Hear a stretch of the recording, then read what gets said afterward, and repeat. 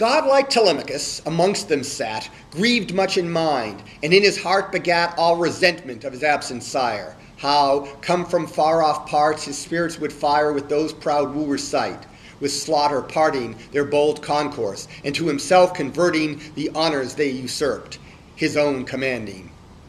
In this discourse he first saw Pallas standing, unbidden entry, up rose, and addressed his pace right to her, angry that a guest should stand so long at gate, and coming near, her right hand took in his own her spear, and thus saluted, "Grace to your repair, fair guest, your welcome shall be likewise fair. Enter, and cheered with feast, disclose the intent that caused your coming."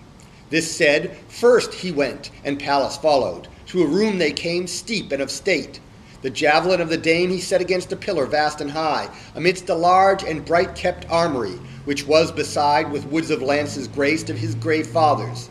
In a throne he placed the man-turned goddess, under which was spread a carpet, rich and of deviceful thread, a footstool staying her feet, and by her chair another seat, all garnished wondrous fair, to rest or sleep on in the day he set, far from the prease of wooers, lest at meat the noise they still made might offend his guest, disturbing him at banquet or at rest.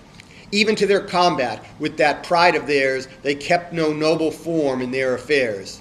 And these he set far from them, much the rather to question freely of his absent father. A table, fairly polished then, was spread, on which a reverend office set bread, and other servitors all sorts of meat, salads, and flesh, such as their haste could get, served with observance in. And then the sewer poured water from a great and golden ewer that from their hands to silver cauldron ran, both washed and seated close. The voiceful man fetched cups of gold, and set by them, and round those cups with wine, with all endeavor crowned. Then rushed in the rude wooers, themselves placed. The heralds water gave, and the maids in haste served bread from basket. When, of all prepared and set before them, the bold wooers shared, their pages plying their cups past the rest. But lusty wooers must do more than feast, for now their hungers and their thirsts allayed, they called for songs and dances. Those, they said, were the ornaments of feast. The herald straight a harp, carved full of artificial sleight, thrust into Phineus's, a learned singer's hand, who, till he much was urged, on terms did stand, but after played and sung with all his art. Telemachus to Pallas then, apart, his ear inclining close, that none might hear, in this sort said, "My guest, exceeding dear, will you not sit incensed with what I say?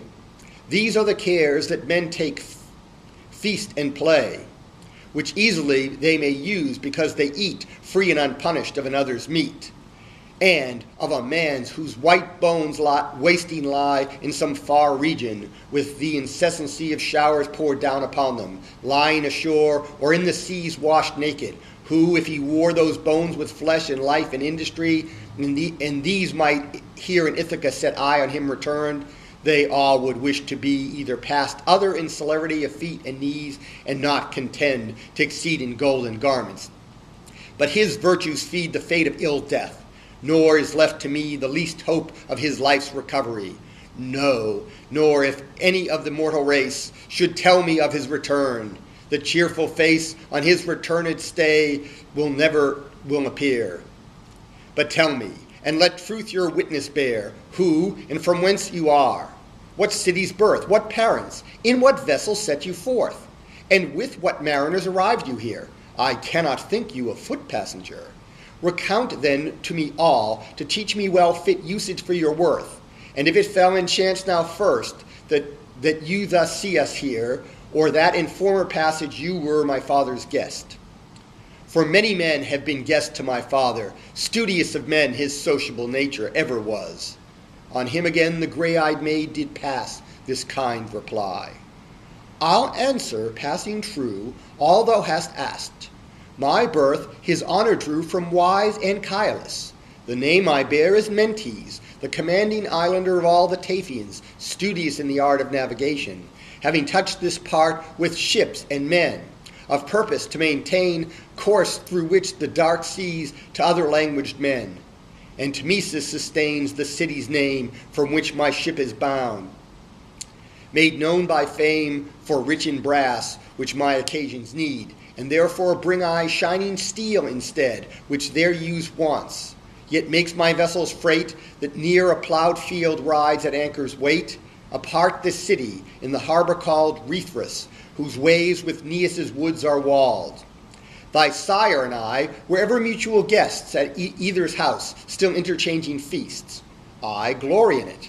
Ask when thou shalt see Laertes the old hero, these of me, from the beginning.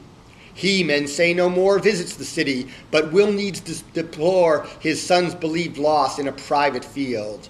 One old maid only at his hands to yield food to his life, as oft as labor makes his old limbs faint, which though he creeps, he takes along a fruitful plain, set all with vines, which husbandman like, though a king he proins. But now I come to be thy father's guest. I hear he wanders while these wooers feast, and, as the immortals prompt me at this hour, I'll tell thee, out of a prophetic power, not as professed a prophet, nor clear seen at all times, what shall after chance to men, what I conceive, for this time will be true. The gods' inflictions keep your sire from you. Divine Ulysses yet abides not dead above earth, nor beneath, nor buried in any seas, as you did late conceive, but, with the broad sea sieged, is kept alive within an isle by rude and upland men, that in his spite his passage home detain. Yet long it shall not be before he tread his country's dear earth, though solicited, and held from his return with iron chains, for he hath wit to forge a world of trains, and will of all be sure to make a good one for his return, so much relied upon. But tell me, and be true, art thou indeed so much a son as to be said the seed of Ithacus himself, exceeding much thy forehead and fair eyes at his form touch? For oftentimes we met, as you and I meet at this hour, before he did apply his powers for Troy, when other Grecian states in hollow ships were his associates. But since that time mine eyes could never see renowned Ulysses, nor met his with me. The wise Telemachus again replied, You shall with all I know be satisfied. My mother certain says I am his son. I know not, nor was ever simply known by any child the sure truth of his sire.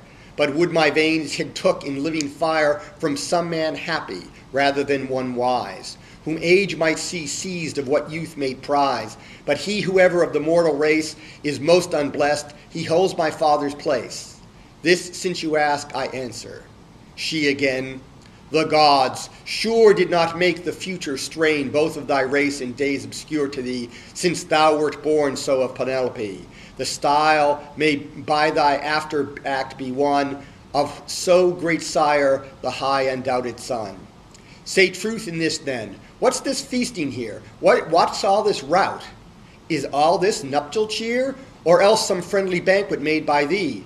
For here no shots are, where all sharers be. Past measure contumely this crew fare through thy house, which, should the ingenious view of any good or wise man come and find, impiety seen played in every kind, he could not but through every vein be moved. Again Telemachus, My guest, much loved, since you demand and sift these sights so far, I grant 'twere fit a house so regular, rich and so faultless once in government, should still at all parts the same form present, that gave it glory while her lord was here. But now the gods, that us displeasure bear, have otherwise appointed, and disgrace my father most of all the mortal race. For whom I could not mourn, so were he dead, amongst his fellow captains slaughtered by common enemies, or in the hands of his kind friends had ended his commands, after he had egregiously bestowed his power and order in a war so vowed. And to his tomb all Greeks their grace had done, that to all ages he might leave his son immortal honor. But now harpies have digged in their gorges his abhorred grave, obscure, inglorious, death hath made his end, and me for glories to all Greece contend. Nor shall I any more mourn him alone. The gods have given me other cause of moan. For look how many optimates remain in Samos, or the shores Dulichian, shady Zacynthus, or how many bear rule in this rough brows of this island here. So many now my mother in this house at all parts make defamed and ruinous. And she her hateful nuptials nor denies, nor will dispatch their importunities, though she beholds them spoil still at their feast. All my free house yields, and the little rest of my dead sire and me perhaps intend to bring ere long to some untimely end. This Pallas sighed and answered, "Oh," said she, "absent Ulysses is much missed by thee, that on these shameless suitors he might lay his wreakful hands. Should he now come and stay in thy court's first gates, armed with helm and shield, and two such darts as I have seen him wield, when first I saw him in our Taphian court feasting and doing his desert's disport? When from Epirus he returned by us from Ilus, son to Centromemorus, to whom he travelled through the watery dreads, for bane to poison his sharp arrows' heads, that death but touch caused, which he would not give, because he feared the gods that ever live would plague such death with death. And yet their fear was to my father's bosom not so dear as was thy father's love. For what he sought, my loving father found him to a thought. If such as then Ulysses might but meet with these proud wooers, all were at his feet but instant dead men, and their nuptials would prove as bitter as their dying galls. But these things in the god's knees are reposed. If his return shall see with wreak enclosed these in his house, or he return no more, and therefore I advise thee to explore all ways thyself to set these wooers gone. To which end give me fit attention. Tomorrow into solemn council call the Greek heroes, and declare to all, the gods being witness, what thy pleasure is. Command to towns of their nativity these frontless wooers. If thy mother's mind stands to her second nuptials so inclined, return she to her royal father's towers, where the one of these may wed her, and her dowers make rich, and such as may consort with grace so dear a daughter of so great a race.